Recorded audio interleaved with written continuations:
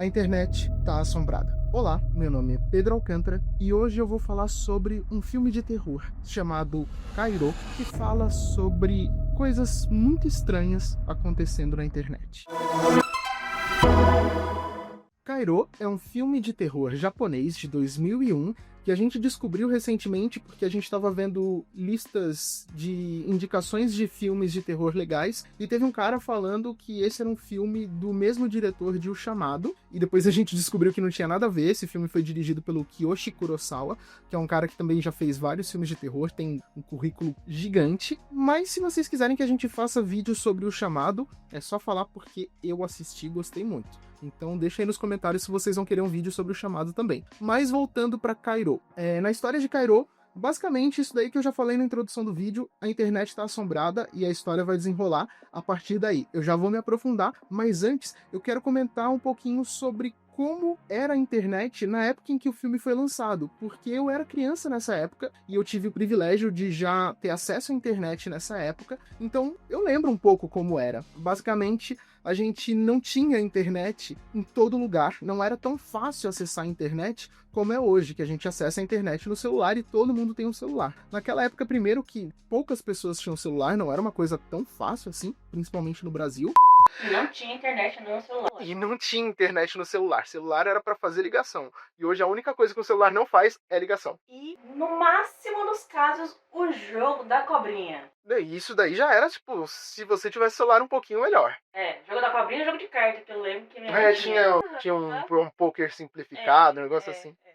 Mas para acessar a internet você precisava obrigatoriamente ter um computador e ter uma rede telefônica. E todo mundo que tinha computador tinha uma escrivaninha própria para computador, que geralmente era assim, tinha um espaço para o monitor, tinha aquela gavetinha ali para o teclado. Hoje em dia muitas escrivaninhas têm isso, mas naquela época todas elas precisavam ter, que você puxava assim, tipo uma gaveta. Embaixo tinha um espaço para CPU e possivelmente para o estabilizador, e às vezes na lateral tinha também espaço para colocar CD, porque a gente ouvia música no computador e também tinha os CDs dos jogos, porque a gente tinha mídia física. A questão aqui, para entrar na internet, principalmente lá no começo, era um outro tipo de conexão diferente do que a gente tem hoje, e geralmente conectar na internet interrompia a linha telefônica. E aí, se você pegasse o telefone para usar enquanto a internet estivesse conectada, você ia ouvir um barulho assim.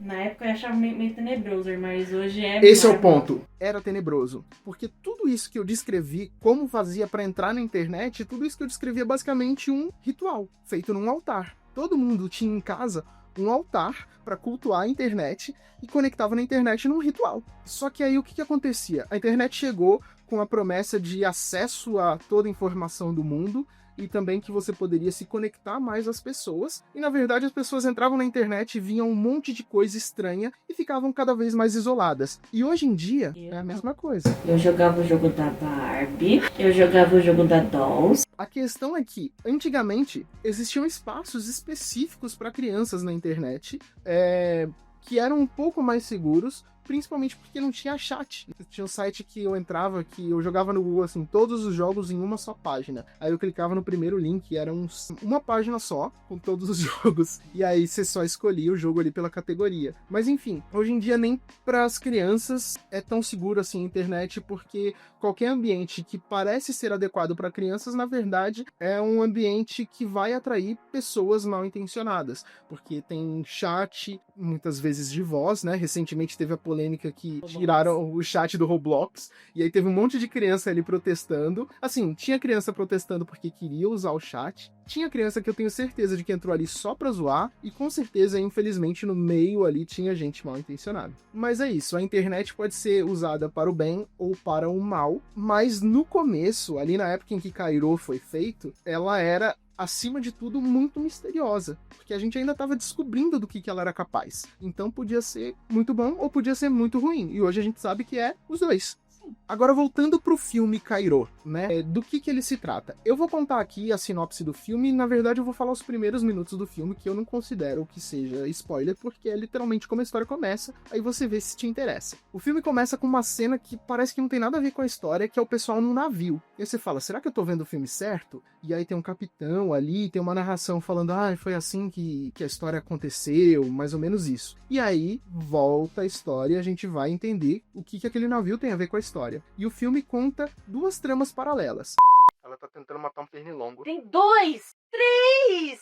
E tem um ali parado no teto ainda. Cuidado essa cadeira. Cuidado.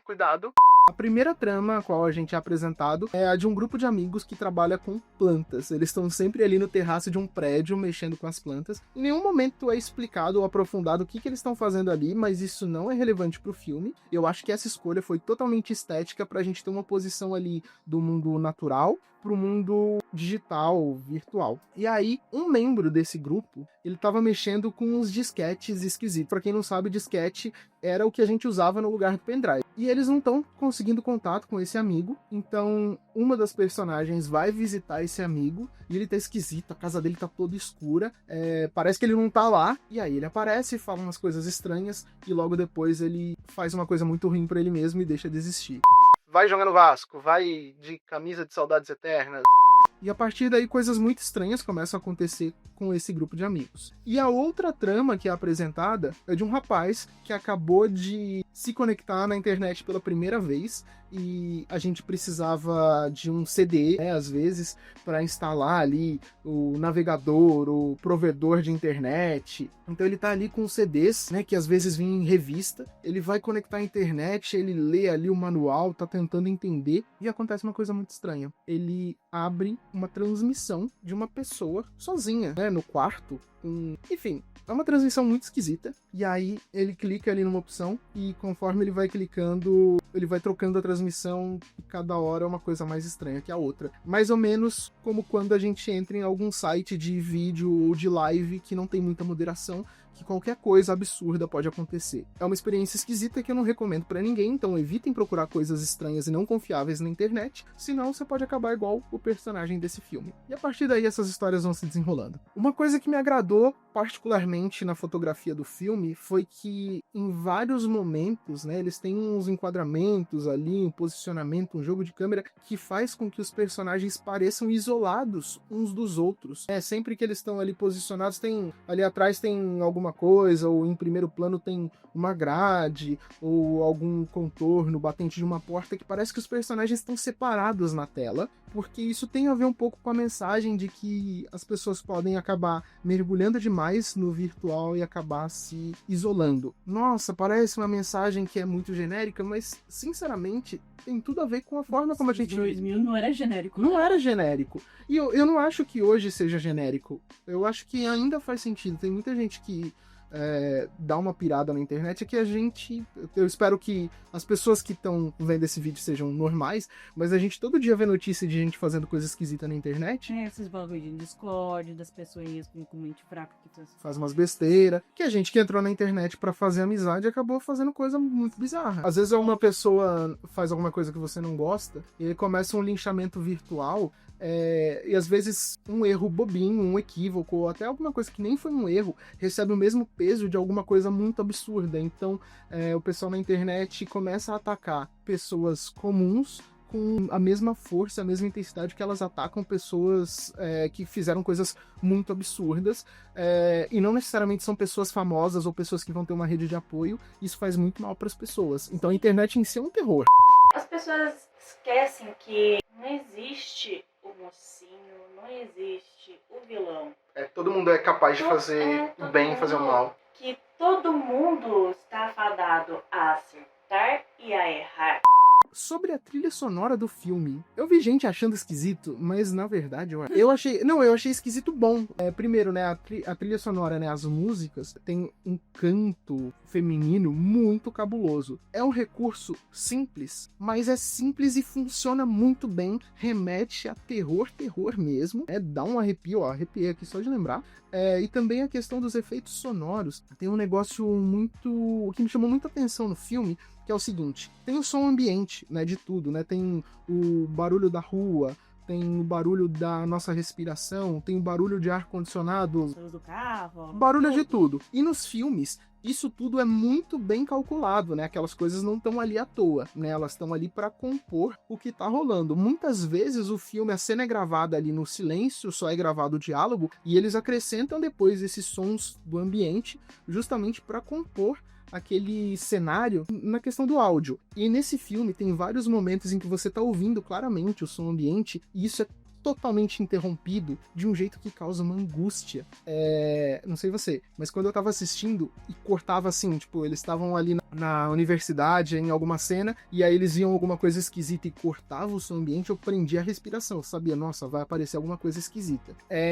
Isso é legal porque o filme constrói o clima de medo sem precisar de jumpscare. Acho que não tem nenhum jumpscare nesse filme, né? Eu não lembro de nenhum. O filme só causa um clima esquisito. Muita gente que eu vi pessoal comentando na internet, obviamente o filme é muito adorado, assim, por bastante gente, mas tem gente que não curtiu e beleza. Mas um comentário que eu achei esquisito, não achei esquisito, né? Na verdade, que eu discordei, foi uma pessoa que não gostou porque achou que o roteiro não explica bem as coisas. E de fato tem um momento ali no filme, mais no miolo do filme, que você fica um pouco perdido, porque parece que algumas coisas estão acontecendo rápido demais e outras estão demorando demais para acontecer. Mas de modo geral, me agradou que o filme não explica tudo, porque o mistério que tá acontecendo ali é tão impactante pros personagens quanto pro público. E esse filme, né, o Kairo, ele tem um nome ocidental que é Pulse, o pulso, uma tradução aí bem basicona. E existe uma versão americana desse filme que a gente não assistiu, mas eu vi o trailer depois que a gente assistiu o filme, e eu recomendo que mesmo que você goste das adaptações americanas e mesmo que você queira ver, você não veja esse trailer, porque ele entrega toda a história do filme. E é justamente um filme que parte da graça é você descobrir o que tá acontecendo aos poucos. Agora, a gente vai fazer uns comentários com spoiler, né? A gente vai falar de uma cena específica legal. De spoiler. Então, alerta de spoiler. Mas se você já se interessou pelo filme e quiser assistir, ele não está disponível em lugar nenhum, então se você quiser continuar vendo o vídeo sem pegar nenhum spoiler, só pular para essa minutagem aqui. No decorrer do filme, a gente vai acabar acompanhando mais 3 personagens, né, que são o Ryosuke, a Harue e a Michi. O Ryosuke é o rapaz que conectou na internet e viu aquelas coisas esquisitas. E aí ele vai na universidade onde ele estuda, vai no departamento de computação, que não é o departamento que ele estuda, porque ele não tem nada a ver com isso, ele não manja de computador. E aí ele conhece a Harue, que é uma moça por quem ele claramente fica interessado, e ela também fica interessada na situação que ele apresentou para ela. E ela mostra para ele um experimento que alguém, que nunca é mencionado quem é, né? A gente pode até presumir coisas. Alguém fez um experimento ali para se conectar com o além, né? Na verdade, talvez esse não tenha sido o objetivo, mas o experimento ele simula a humanidade. Eles colocaram de um jeito bem simplificado para todo mundo entender, não dava para você fazer isso, representar isso de um jeito que talvez de fato fosse acontecer caso alguém fizesse essa simulação, porque tem que lembrar que foi feito em 2001 e nem todo mundo tinha acesso a computador e nem todo mundo entendia. Então parece só que é um plano de fundo com várias bolinhas, né? Mas ali dentro da história do filme é um experimento para simular a humanidade. E tudo indica que esse experimento deu errado e os fantasmas, né, os espíritos, o mundo dos mortos, se você tá aqui ainda e não quer spoiler, agora é o horário perfeito para você parar o vídeo e pular pro final. Então lá vai. Na história do filme, tudo indica que os espíritos viram esse experimento sendo feito, essa simulação computadorizada, e encontraram ali uma oportunidade para invadir o mundo dos vivos e tomar o lugar dos vivos, porque supostamente o mundo dos mortos estava lotado. Mais ou menos como se você tivesse uma nuvem, né? Agora eu tenho espaço para guardar as coisas e daí lotou a nuvem. Imagina que o além tem uma lotação máxima, um armazenamento máximo. E aí os espíritos começam a invadir o mundo. E a gente começa a ver a história ali desenrolando, né, com o Ryosuke e a Harue. Em paralelo a isso, a gente vê a Michi, que é amiga do rapaz do começo do filme, a gente vê ela se sentindo cada vez mais solitária. E aí o filme começa com a cidade normal, né, com os figurantes, e aí a gente vai vendo que vai diminuindo a quantidade de pessoas, e as pessoas não conseguem se comunicar mais, as pessoas estão desaparecendo. E em certo ponto do filme, os personagens começam a encontrar salas que estão seladas com fitas vermelhas. E são salas supostamente onde a fronteira entre o mundo dos vivos e o mundo dos mortos está mais fraca. Então é onde coisas estranhas podem acontecer. E aí tem os momentos mais assustadores do filme, né? Tem os momentos mais impactantes. Acho que a minha cena favorita do filme é a cena que a Haruê tá no computador. Ela tá vendo as transmissões, né, que o Ryosuke tava vendo. As transmissões de coisas esquisitas. E ela tá pulando, né, de cena pra cena. E aí ela vê umas coisas bem cabulosas, até que chega uma cena que ela vê ela mesma sendo filmada por trás. E aí ela olha pra trás e tem uma sala bem sinistra. E aí ela entra na sala. Eu acho que essa é a minha cena favorita. Qual é a sua cena favorita? Eu tenho duas cenas favoritas. A primeira é a da Mitty, que está na rua, e o plano tá tipo meio que de baixo pra cima. Ah, Aquela sim! mulher. E aí tem uma torre ali, tipo, de uma usina, alguma coisa assim. E aí uma mulher sobe e desce. E desce. É bem... Que o chão é o limite.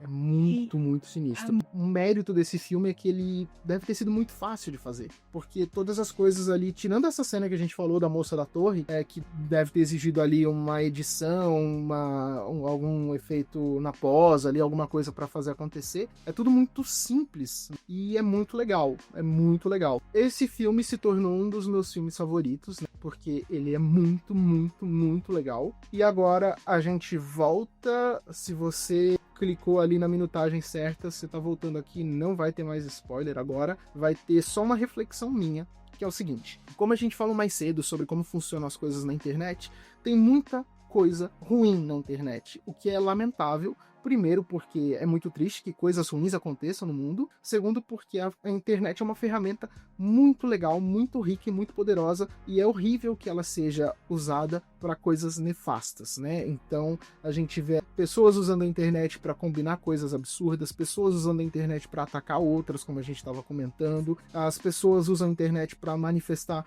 todo tipo de preconceito. Elas se acham protegidas porque elas estão escondidas por trás de um avatar, uma foto que não é dela, de algum personagem. Muitas vezes o anonimato com o qual as pessoas ruins contam acaba de fato se fazendo valer, porque as vítimas muitas vezes não vão atrás da solução. Tem uma solução para tudo isso, que eu não vou falar aqui para não me repetir, mas eu já fiz um vídeo falando sobre isso. Quem me segue na internet sabe o que eu penso a respeito. E eu gostaria que vocês vissem esse vídeo que eu vou deixar aqui indicado, vai ter no card, sei lá. E eu peço que, mesmo que você discorde de mim, você veja o vídeo até o final, porque eu vou apresentar os meus argumentos. Se você quiser, pode deixar comentário, né? É muito legal, seja concordando, seja discordando. Comenta aí pra gente enriquecer o debate. Comenta tanto nesse vídeo quanto no outro vídeo que eu tô indicando. Vai ser bom pra todo mundo, que daí a gente vai conversar feito gente. E se você gostou desse vídeo, quiser outros vídeos sobre filmes ou qualquer outro assunto, só deixar nos comentários também. A gente falou que a gente pode fazer vídeos sobre O Chamado. E também a gente pode fazer sobre O Grito, porque eu vou fazer A gente vai assistir O Grito, a gente vai assistir O Grito, a gente vai ver a franquia toda. Aquele filme maravilhoso que é a Sadako versus Kayako, aquele filme. É um filme O Chamado versus O Grito. Incrível. É muito bom aquele filme, é muito maravilhoso. Eu vi só uns trechinhos e eu achei mágico. É lindo. Enfim, e se você quiser apoiar o meu trabalho aqui na internet, tem 2 jeitos muito legais, que são você mandar uma contribuição, caso você possa, no meu LivePix, que tem QR Code aqui em algum canto da tela, ou você pode também se inscrever no meu Apoia-se, que por enquanto tem só um plano, que é só uma coisa simbólica, um valor bem simbólico ali para você me apoiar. E caso você não possa me apoiar dessa forma, você pode me ajudar mandando esse vídeo para todo mundo que você acha que pode se interessar por esse vídeo, e eu vou ficar muito feliz. Logo a gente volta com mais vídeos, e como sempre, isso não é um aviso, é uma ameaça, mas não olhe para trás, não tem nada atrás de você.